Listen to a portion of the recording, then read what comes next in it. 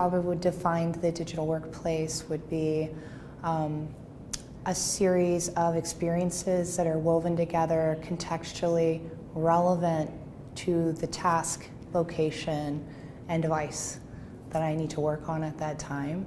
It should be device agnostic. It should be able to work from anywhere, on anything, at any time. That's kind of in a summary how I define it. Yeah, I think there's a couple elements around it. One, it's understanding the business drivers that you're trying to impact, having a vision of the destination, right? Because if you only know where you're trying to get to in the next 6 months, and then you kind of refigure that out in the next 6 months, and it might not all come together nicely without knowing where the destination is. I liken it to taking a cross-country trip.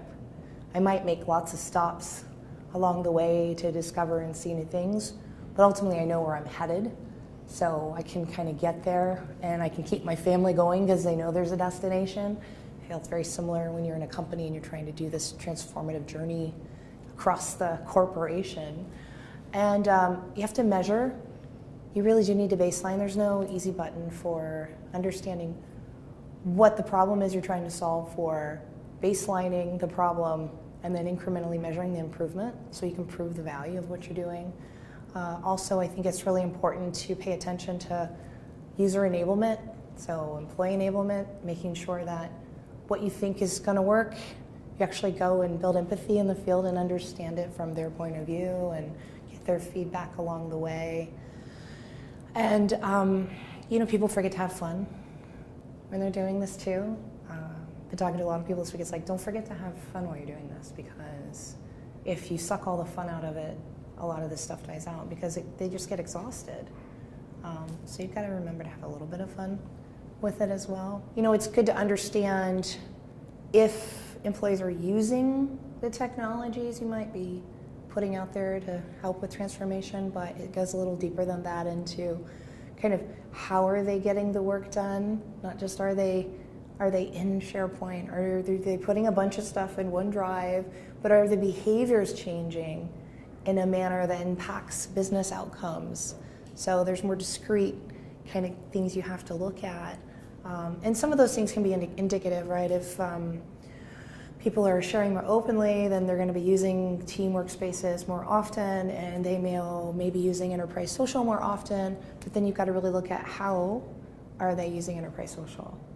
Is it all Bacon Club and pictures of my dogs, or are we capturing knowledge and are we sharing knowledge, and then are people going there as a behavior first as opposed to sending an email to 3 people, right? Are they working out loud, if you will?